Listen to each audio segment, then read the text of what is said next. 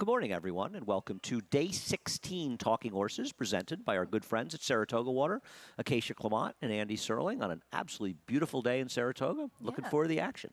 Yeah, it feels really nice today. Actually, it was a little bit cooler yesterday, and it's definitely not as hot as it has been, but very comfortable. We had a great crowd out here yesterday, too. It's kind of like once August hits, a lot of people coming up for the summer, which we appreciate. Always a lot of fun to see all of you at the track. Yeah, no matter how long we make the meet, we could make it 12 months, and August would always be the month that's always the busiest.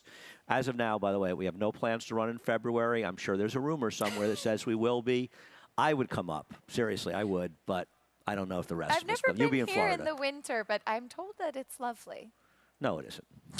No, it's not lovely. It's cold. It's dark.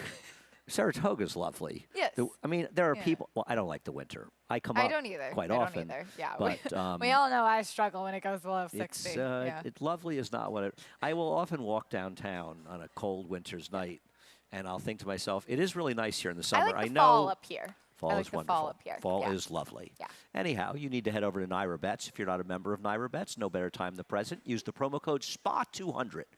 And we will match the $200 of your initial deposit to play through Naira Bets. Keep the money in the game. We have middle pick 4, 2, 4, 7. Races 2, 4, and 7. Today's 10 race card. Exciting. Oh, yeah. It is very exciting. We have hit and split, $7,500. Last trifecta today here, and the first trifecta at Del Mar. You've got to opt in. You can hit and split those through Naira Bets. A great opportunity. Pick up some money in those trifectas. Last race here, of course, I think it's 5.5 on the turf. It is. What else do we have? We have the Low Rollers contest. Now, the Low Rollers contest is a lot of fun. It's $40 buy-in, $30 towards the live bankroll. You get your 5 top choices, win, play, show on those 5, and $10 for the prize pool. Getting more and more popular. It's outside the Miller Time 4-star Dave Bar. And you go see Jay and Ray. And I'm hearing some rumors about Ray. Oh, no. I'm hearing Ray's getting a little full of himself. Apparently, because you've been mentioning him a lot on the show. Yeah, I'm going to be nice to Jay now, and I'm going to have to start ripping on Ray. Yeah. I'm hearing he made a little TV appearance this morning. Oh. I'm thinking we need to drop him down a peg or two. Just need to knock him off the pedestal a little. Yeah, I've been a little too nice. Yeah. So now I'm going to be nice to Jay, which pains me. But Ray, you're in trouble, so be careful, Ray. But anyway, go see those guys. They're great guys. It's a fun contest. Check it out Thursdays and Sunday over by the Miller Time 4-star Dave Sports Bar. We also have Saturday contest, $300 buy-in. You have until 5 o'clock tomorrow to sign up for that contest. Cash and seat prizes. We now have a $40 feeder on Friday to qualify for that contest. You have till, I assume, 5 o'clock today. Get all the information on both contests, though, at naira.com/contest. Good way to get involved in the races. And last but not, oh no, wait, we got more. We got the Taste New York Pavilion Thursday through Sunday, located near Gate A and the Berkshire Bank Family Zone. You got to be 21 to sample or purchase alcohol. I'm so old that it was 18 when I was 18. Wow. Yep.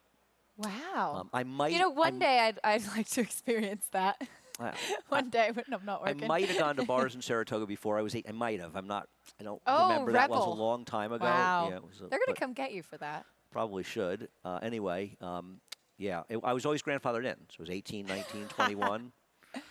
Grandfather being the operative word at this point. Finally, this is last but not least, 1 to 6:30. Serial Live, FS2. Today's day number 16. Crazy. So 40% of the meet is over. Okay. Race number 1 at 1.16 miles on the turf. And yesterday's Universal This Horse Can't Run got it done in race number 5 to start off the pick 6 yesterday. The Weaver first with Irad took no money. Supposedly wasn't very good, and it romped.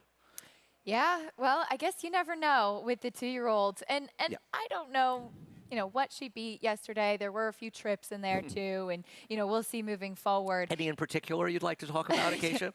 There was one that made my husband be a little bit grumpy at dinner last night. But as opposed to usual? As opposed to usual.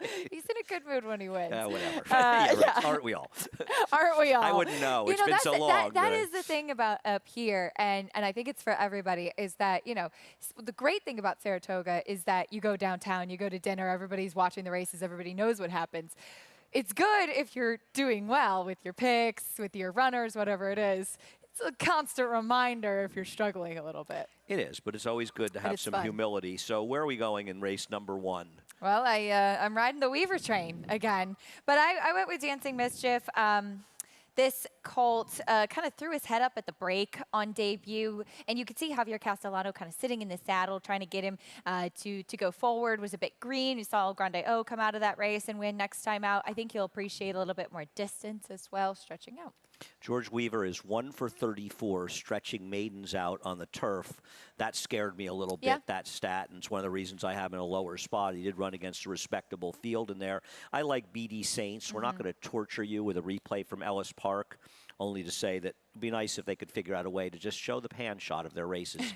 Gosh, it can't be that hard. But this horse broke about a length slow and was sluggish, found himself about 3 lengths out. Well, I think with the slow break, if you kind of watch right from the beginning, there was another horse that was being really bad loading, and this one was from the rail and was standing in the gate for a long time. So I think that was something to keep in mind as well. Okay. I like that info. Good.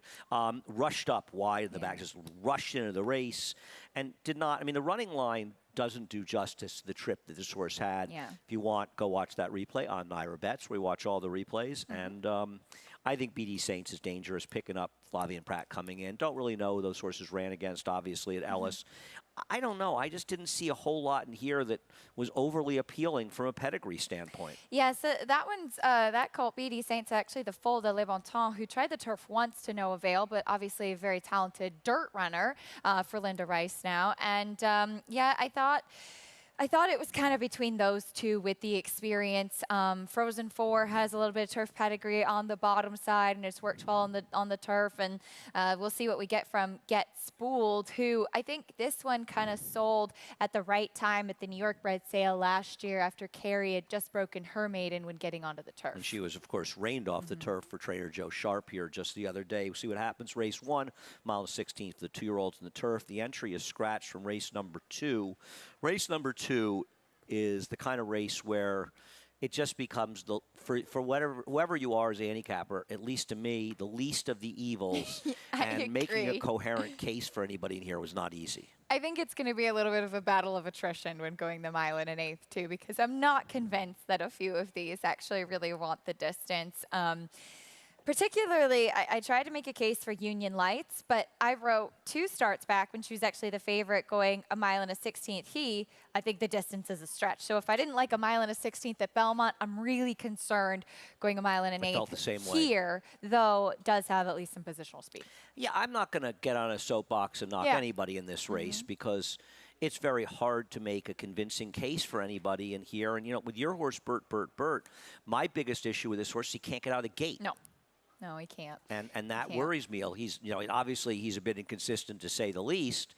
I just worry that he gets left every time. And he's a bit quirky. You know, I mean, even like 2 starts back when he won, you could see he kind of had his head turned. He runs a little bit with his head high up in the air. He's not the easiest horse to handle. I just felt that at least he had some foundation, and I was hoping, because he's a very kind of long type of horse, that he could handle the distance.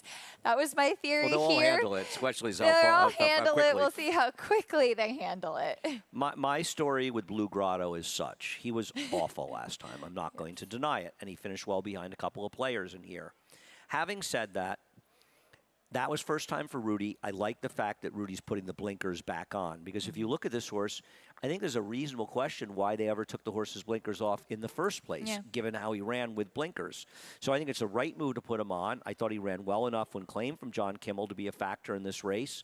And I'm going to hope. Now, he is a plotter. He has absolutely no speed. He's going to have to hope they move a little bit towards the front, because he's got none. And with the scratches here, I think that's going to help Union Lights a lot. The truth is I probably should have moved him up after the scratches. What about Invisible War, who's the favorite? He theoretically ran against Better last time, but that was an off-the-turf 35, so how much better was it really saved the winner? He is a horse that I'm convinced wants the distance. I just don't trust him. I mean, if you watch his races back at Churchill and Ellis, and I was in the paddock for his last race here at Saratoga, talk about a horse that runs with his head high up in the air. I mean, he's like channel maker type, you know, with his head high up, but he doesn't have that kind of speed. So they're putting the blinkers on today. We'll see. I actually was a little disappointed it came off the turf last time because I wanted to see him on the grass. And we'll see if maybe this is just the right spot. Maybe second time with Joe Sharp, he's kind of figured him out a little bit. But he's a horse that seems very tricky to ride as well. Yeah, I mean, I think the biggest argument for him is he's a total new face to a crew that has been running against each other quite frequently. We'll see what happens in race number 2. Race number 3 at 6.5 on the dirt. Thought it was an interesting race, and obviously based on the last couple of races, for Wesley Ward, implementation is the horse to beat. We'll take a look at his last race in April, but this is a race that was claimed. Savvy Joseph has the horse out of that race, and it took almost 4 months, Acacia, to get back to the races. That's a concern for me. That's the big reason I couldn't put this horse on top. I mean, yes, he got the win this day, but this was also off a layoff. So he's clearly not the easiest horse to keep on the track. And I'm sure Safi didn't claim him in April with the intention of not running until August, you know? Right. You know, you could say, well, it's Wesley Ward, and occasionally he takes his time between starts, but no, he was claimed. It still happened. And I found a stat for horses claimed from Wesley Ward that I thought was pretty interesting. Just 13% in dirt sprints, and overall his dirt numbers, he's a tough guy to claim from. You put all these things together, you've got a horse that can clearly win, but not a horse that I want to put on top. And this was also a horse that we first saw coming over to the U.S. in the Belmont Derby, going 1.25 miles on turf, and now we see him sprinting on the dirt. You know, what is he, I think, is the question. It's a bizarre trajectory for this horse. And another horse, I think, you have to talk about Linda Rice. I'd say with Jester's Song, the best thing I'd say about him was that she's not running him for a tag. So she seems to want to keep him, and I think that makes him dangerous. But playing with matches seems a little bit interesting in here, and we'll show his race last time. But I'm going to tell you something. I just didn't think he was good enough. No, I agree. I mean, he was able to hold off the others for second, but it wasn't like he was running on for second. He was kind of running in place there in the stretch. I thought he ran fine that day. It was a drop in class versus what he was facing prior to that, both on turf and dirt, just significantly tougher competition. It is a new claim for Linda Rice, and often when she claims horses and steps them up, he was running in a non-winners of 2 race. That's a good sign, but he would have to improve, I think, a bit to face what he's running against here. I agree with you there. You've picked the number 1A Inevitable Connection. I am not a fan of this horse. I went back and forth so many times, and this entry is a big enigma for me because they both ran really well on the turf last time, and then we see them coming back to the dirt. It's really just a speed play for me on the outside. Hoping he can be the main speed in here? Yep. All right, we'll see what happens. I've always felt he was a better turf horse, to be honest with you. I actually think so, too. That's why I didn't really like him. I like the 7 Cam Duke, who had this sort of funny race first time in the turf where he lost the rider and ended up running this amazing race without a rider. And while he obviously isn't a turf horse, it turns out, he was very wide against a good rail last time out. You look at his dirt races, they're actually pretty good. He was improving, and it feels like he was running races that are fast enough sort of early in his 3-year-old year. He's got the 1 race off the layoff on the turf, and I'm just hoping he can transfer that form back to the dirt, prove a little on the race he was running the dirt where he had good trips, but not always the absolute best with the track trips. And I thought he ran some quality races, so I'm going to take the 7 Cam Duke, who's sort of had a little bit of a rest before getting a prep race last time. Yep, completely agree with you. I got him second. All right, race number 4. Race number 4 is a tough race to have big anti-opinions on the 2 taking money, and I'll start with Suspended Campaign. We'll show his race 3 back. I know he's a plotter. Her, excuse me, thanks. And I know that she is taking a significant drop. I'm going to say this is not as significant a drop in the sense of why this horse is dropping. I think the connections probably want this horse to get claimed out of this race. And so for that reason, the severe drop, I mean, you never love a huge drop down, especially a short price.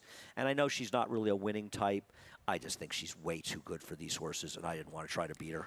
No, that's true. They claimed her for $32,000 and then stepped her up in class, and she ran 3rd, elevated to 2nd in January. And so, wow, okay, she can fit at this, you know, tougher allowance level, and that's where she's been running. Also, when we get to Saratoga, Mike Delp likes to be aggressive, put horses where they can win, and get the win at Saratoga. So I get that. I'm not against her either. I just took a slight a slight try with It's Cold into Hair.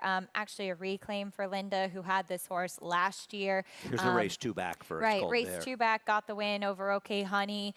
She's fine. She's kind of been around this level for a little while, so it's not such a big drop in class, but maybe she'll just get back on track in here. Yeah, I'd like to show the race from 2 races back when she won on March 31st. I get it. I don't have a problem with that. I don't love her recent form either, though, to be honest. No, I thought her last race was not great. Yeah. Decidedly mediocre in there. I didn't love her going into that race, but she is claimed by Linda. Linda's numbers dropping off the claim 50% are very strong. She's the other horse. I just didn't think she was as good as the horse in the rail. She'll be a bigger price, though. Somebody else wins this race. I don't know who it's going to be. I guess it's Run Devil, but not exactly Run Devil's biggest fan. That's fair. And then you look at Greatest Love, who is dropping back down to the level that she belongs. Does she still have some of those good races in her, though? She's going to win. Greatest Love will win this race without me. Race number 5 on the turf at a mile. Thought was a pretty interesting race. We'll start with Timbuktu, who you have to imagine will take recent money off a big win. I think it's a very different race for Timbuktu. He got a strong pace to close into that collapsed. It was a weaker field. I thought there was a lot going on in this race, and I wanted to try to beat this horse. I'm with you. I think that he's obviously a player in here, but he was last early, went wide, kind of finishing with that big run, and I just don't know if he's going to get the same kind of setup today. I also think that he's meeting some really good horses. I thought this was a super competitive race, and just to default to Timbuktu, even if he's in good form, I think would be a mistake. I agree. I think that this and is I picked a 20-to-1 shot much here. tough. Well, I think you picked a horse that has a real chance here. I picked the horse 3rd as well, so I don't have a problem with that. I think One Headlight, he's a bit of a problem because he's going to be short because Irad's riding him. Now, I don't know, maybe he's going to be 2-to-1, and David's usually right when he makes these the favorite. On the surface of things, he's a very hard horse to like. He beat up on much weaker horses. He did really run in this race. I mean, this was a better effort, I think, than it looks on paper. The problem is it's not a 2-to-1 effort against this field. It's probably a 5-to-1 effort against this field, and he's got to get faster. But I think his race is better than it may look. He put in a significant run. Will this running style be as effective at a mile on the turf? Is he as good as these horses? Now, he figures to move forward. I won't be surprised when he wins, but I think in all likely is going to be an underlay, and for that reason, I have to bet against him. I think so, too. I think it's easy to default to a horse like this, given the connections in this kind of wide-open-looking race. You've got a last-out winner with that big closing kick that he showed. He's like Timbuktu. He's a deep closer, and he's a horse that I was starting to wonder at the beginning, is he really any good? And he did run well last time, but jumping up from that New York bred maiden special weight into this level of competition, I think is a big jump up. And he lost its call coming together, wired the field that day, came back and beat a tougher field in the stake race, albeit with everything going his own way. Talk about blame it on Daddy. I have an angle with this horse. So the gelding, I think, is going to make a big difference. He also had a nightmare trip last time. He broke pretty well, couldn't clear from the outside post, and he was just caught wide the entire time. And he actually ran, I think, a little bit better than it appears on paper. He hung in there. But this is a horse that was always kind of bad going into the gate. He was a little bit tricky in the warm-up. He was kind of throwing his head around. He comes back as a gelding, a little bit less distance in here. I'm hoping he's not stuck with such a wide trip. And I just thought if he's going to be a generous price, I'd rather take a shot with a horse like this that I have a bit of an opinion on versus defaulting to one of the favorites. I've got him 3rd and think he's interesting. He was wide last time. He was wide on a very slow pace that held together. So I wished he had run a little bit better in there, but he's coming back to a mile, and obviously he's a big price, and I put him in there. I think Mr. Kringle is sort of the interesting horse in the sense that he ran, he was wide last time. He was rushing into that pace wide the whole way. He wanted to be inside that day. The next time before that, he was on top of a pace that absolutely collapsed. I think he's been in absolutely terrific form. He chased outside against a decent rail 3 races back. He is not a fair trip, and I think Jamie Torres is just supposed to send him to lead in this race and hope for the best, and I do think he'll run well. He's not a winning type, but I think he's going to run well today, and I would absolutely use Mr. Kringle in here. Let's go Big Blue. There's a problem with the running line for this horse, and I believe one other. He wasn't taken up in steady the 7/16. It never happened. This was a race after the Belmont Stakes where there was an incident in the race. And he and another horse in the chart, I believe there's another horse as well, it has that comment line. It's just not true. I think it was Clear Conscience. It's Clear Conscience. Yeah, it was Clear Conscience. How did he do when he came back at a short price? He was nowhere in the race yeah. that the horse that you like is coming out of. Right. And people overbet it because of it. But what did happen to Let's Go Big Blue that didn't happen to Clear Conscience was that he was badly steadied Yeah, early in the early race. on. Not as badly as the winner of the race, who came back to beat much tougher, but he had real trouble in that race. But he did not have trouble later in the race. It's just a fact. I mean, I bet him last time, so I'd love to whine about it, but he didn't. Now, he had early trouble in there. I'm just hoping a horse that was good last year, had a little trouble last time, gets a good post. He can be dangerous. Obviously, you agree as well. I'm looking at the 2, 6, and 7 here. It's a competitive race. I don't think Timbuktu's impossible. I don't think Unanalyzed's possible. But I think all these horses are better, perhaps, in I their think odds. it's a fun race. I'm looking forward to this one. Agreed. That's race 5. We'll take a quick break. We'll be back in a minute. For almost 150 years, the Saratoga name has been synonymous with the finest quality, sustainably sourced spring water available anywhere. Saratoga carries on the rich tradition of its forefathers by crafting each stunning blue glass bottle with the same attention to detail and care that has been its hallmark for generations. Visit SaratogaSpringwater.com today or ask for us by name at your local market or restaurant. Saratoga Spring Water. Make every day exquisite.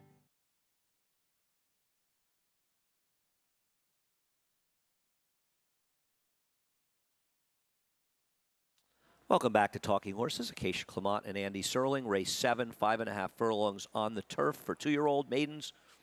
Take it away. Well, I actually nearly put the first-time starter on that you had because I like the pedigree of Destiny Star, but Tim Ham is just 1 for 17 with 2-year-old first-time starters on the turf. So I wanted to see and watch one, but I am intrigued by that one. Ended up going with Goats on a Tree. I don't know where the name comes from. The goat tree. But You've never heard of the infamous goat tree? Is it back here in the paddock? I've seen it. Usually there's some sort of chemicals involved in seeing it. Oh boy. Dead shows. I the old remember days. I remember seeing this one at the 2-year-old sale, and actually it was consigned by Barry Eisman, so I saw it at the farm as well. Is After Ever Dangerous, and she's a filly that I think she did not work well at the OBS April sale. Went 10-3. She was kind of asked along. She was a little bit late switching into her leads, and I think we saw that in the first race too, that she just kind of needed to get her feet underneath of her. She was green. She was swishing her tail a little bit. I'm going to give her one more chance in here as she does have that race under her belt now. She's a horse that has a really nice frame to her, and I'm hoping that a little bit racing experience will help her to step forward. And Ever Dangerous that Acacia mentioned is a George Weaver turf horse. I think he won the Bryn Station at a huge Bryan price Station, at Keeneland. on the Breeders' Cup weekend. Yeah, I paid it. Not this Yeah.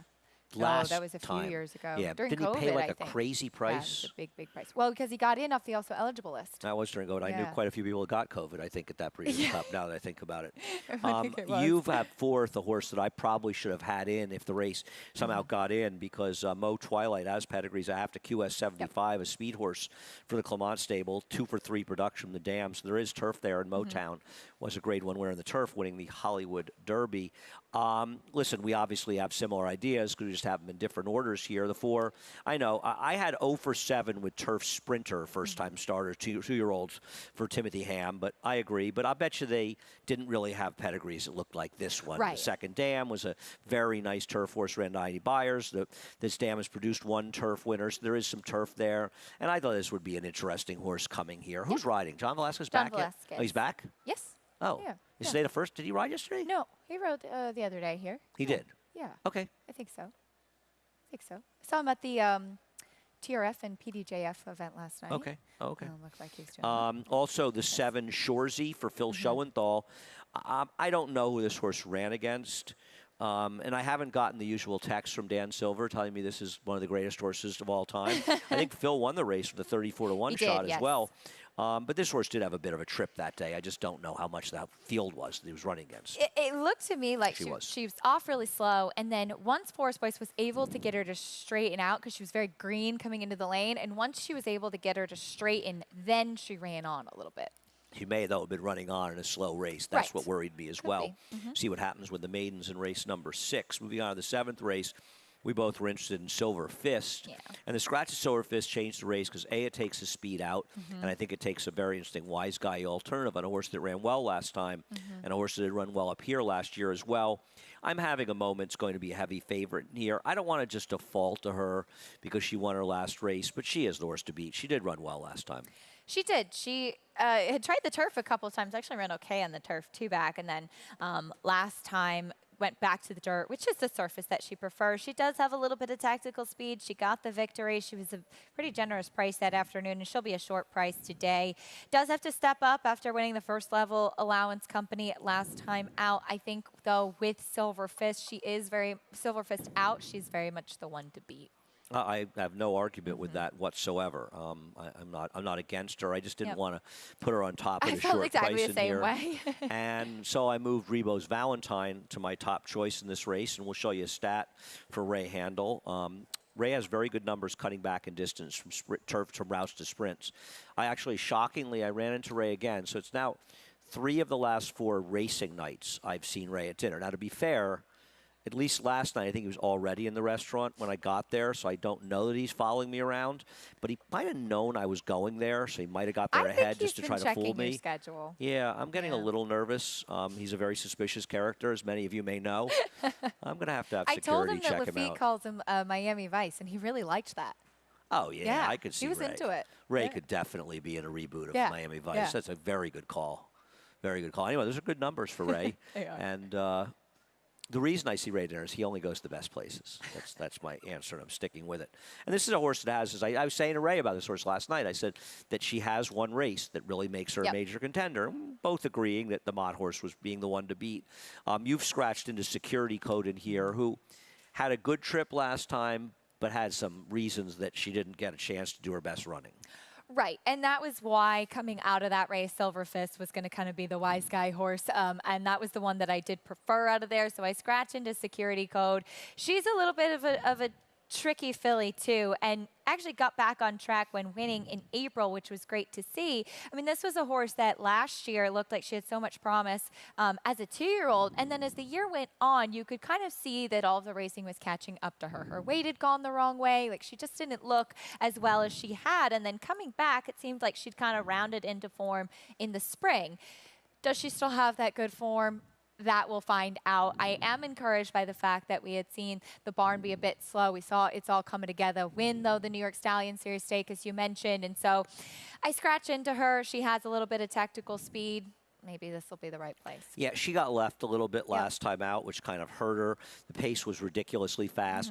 I also thought that she just wasn't really doing any running down the inside, trying to rally, and she got outside too late. But it also was a race that was completely falling apart, as evidenced by OK Honey's second place finish and Valuya winning the race as well. And that was the race that Silver Fist set the pace over Rudy's horse, who was a heavy favorite in there. We'll see. I don't think she's impossible either. I have her in the mix as well.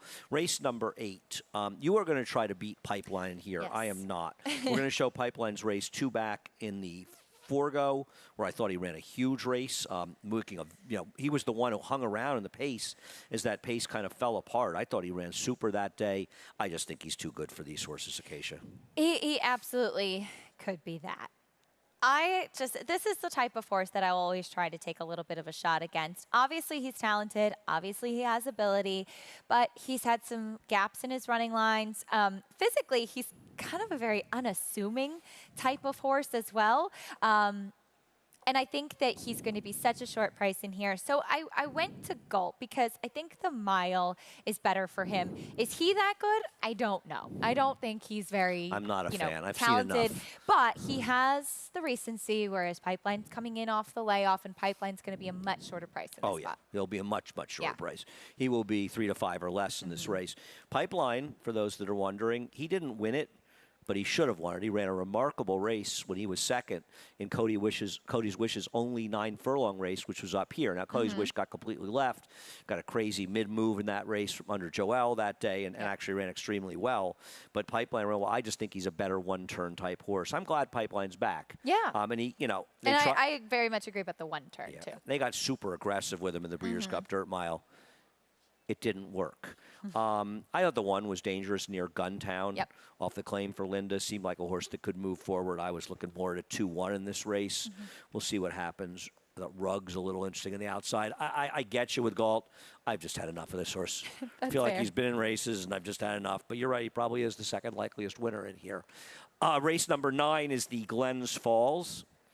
Warlike Goddess. We'll take her losing the Flower Bowl to Virginia Joy last year. And obviously, she was very unlucky to lose this race. It was a slow pace, and Joel took what I thought was a lot of unfair criticism, but it was also a very good ride by Irad, wiring the field. She's 6 for 7 at 1.5 miles. Her only loss in the Breeders' Cup turf. Maybe not the best Breeders' Cup turf ever, but probably better than the Glens Falls. And last time out, she was wide against a gold rail and hopelessly out of position behind a very slow pace in a race that was wired. I do not hold her last race against her. I thought she had massive excuses, and I believe she gets back on track today. I agree with that as far as the excuses, and I loved market segmentation in there. And I was in the paddock for the New York, and I just thought Warlike Goddess just didn't look like herself. And she's never a mare that carries a lot of weight, but she looked very light that day. She got pretty hot. She was a little bit kind of aggravated in the paddock too. And so I think on top of the excuses and just what I saw from her physically, she's going to be right coming in here today. Of that, I'm sure. We know how loaded the Bill Mott barn is. I tried to look around and say, is there a way I could beat her? And I just really didn't think that I could. I just think she's the best horse in here. I do too. Now, McCulloch had a reasonably good trip in the New York, but it was just her second start, and she's a horse that took a couple of races to sort of get going last year. This is her win, the Jockey Club Oaks, going 1 mile and 3/8 last year, where I thought she ran well down at Aqueduct. And it is possible that she's really improved a little bit from 3 to 4. I mean, she was off the rail for much of the running last time, and she ran a respectable third. It was a blanket photo for third, so it wasn't a great effort, but she was 2 to 3 wide in the stretch, 2 path going into the first turn before getting towards the inside, so she didn't have nearly as bad a trip as the favorite did that day, but I thought she didn't have an absolute perfect trip last time. She seems to be improved a lot, and I'm kind of hoping she can get better, and I just thought she was sort of the second likeliest winner, more so than Vergara. Your second choice, who is the speed in here, and we'll show her Eatontown when we get a chance. Yeah, and it's interesting that you say that because I actually did not think that McCulloch had taken a step forward 3 to 4. So that's my angle with her. Vergara is the speed, and that's the speed play. I mean, she's a horse that I really think can handle the distance. I know she comes off of a couple of defeats. It's her third start as a 4-year-old, now 2. I like her stretching out, and I like her early speed. Are you worried at She'll all be a about the price 6? underneath. Are you worried about the 6 Yes. Elegant Taste? I am. I just don't know what to expect from her. She's supposed to be in front. She's supposed to go. She's obviously, not Out the over- class, right, of what she's Oh, she's facing, but overmatched. she's going to be an early speed that we'll see if she can sustain. I thought she's a My hope problem was that for Vergara Vergara. could, at a price, hold on for a piece underneath. No, I think Vergara is interesting in here, and if the 6 were in the race, I would actually like her more Yeah. because she would be this controlling speed. But with the 6 in the race, I worry that she's not going to be able to get that comfortable rhythm, and I think that she needs to get it in here.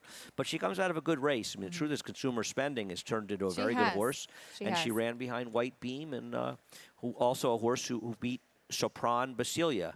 What do we think about her? She's got to improve a little, but she probably is a good distance horse. She's intriguing. This is kind of the other Grand Motion in here. I didn't really know what to do with her. And as you kind of go back and you see that second behind White Beam, and I think at that time in the spring we were wondering, is White Beam really that good? Is she kind of a lower level for Chad Brown? And then we saw obviously what she's done in the Diana and how she's flourished. And she did not have some of the best European form coming in. And so I wonder if she's a horse that's continued to progress, and Sopran Basilia might take a little bit of attention because she finished behind White Beam in that Gallerat. Yeah, interesting race, the Glen Falls, but Warlike Goddess, who's had some bad luck at tough times, is the horse to beat. Race number 10, scratch in here of the 7, War Prince. My friend David Argona will not get to see her turf sprint yet again. I actually liked him cutting back too.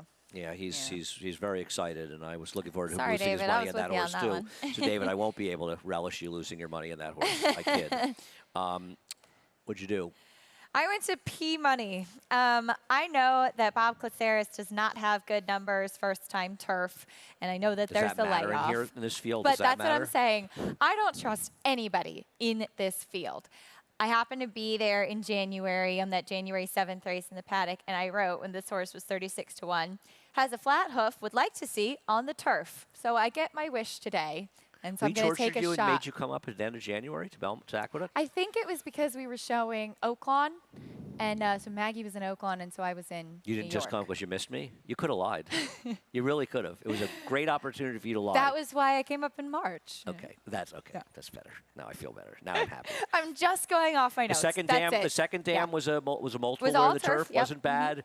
Listen, I wouldn't knock a pick in this race, especially one at double-digit odds, because to find form in this race is elusive.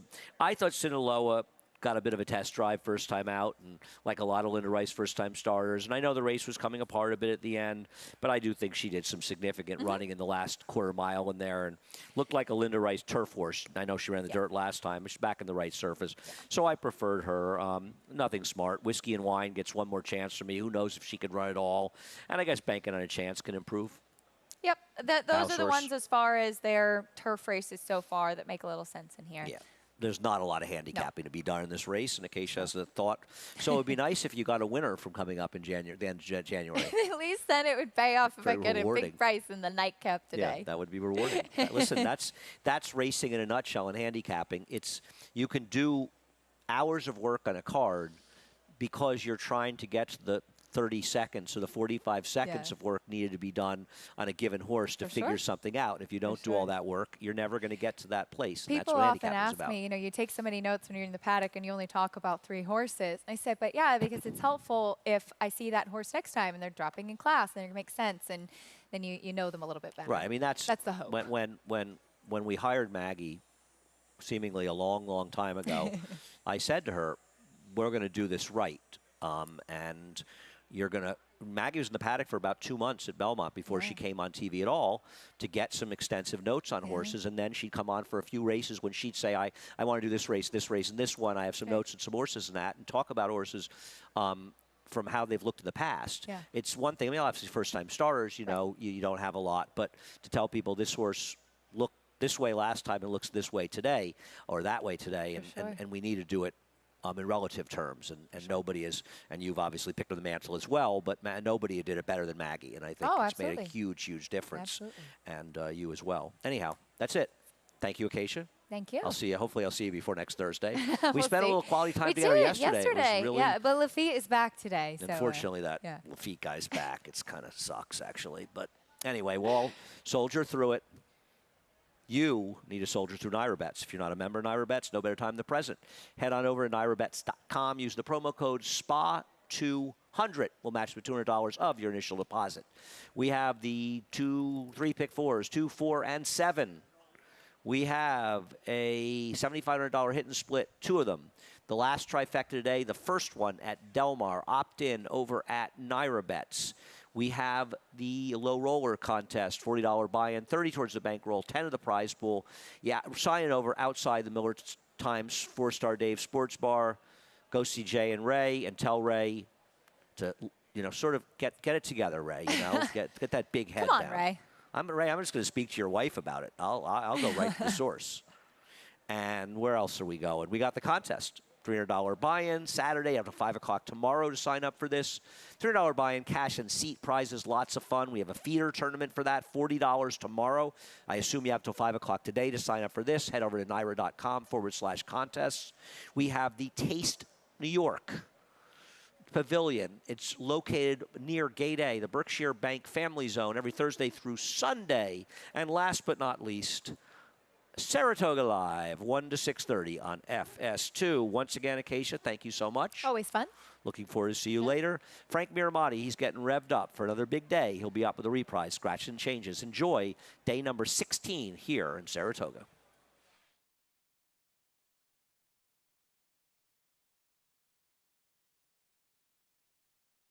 For almost 150 years, the Saratoga name has been synonymous with the finest quality, sustainably sourced spring water available anywhere. Saratoga carries on the rich tradition of its forefathers by crafting each stunning blue glass bottle with the same attention to detail and care that has been its hallmark for generations. Visit SaratogaSpringwater.com today or ask for us by name at your local market or restaurant. Saratoga Spring Water. Make every day exquisite.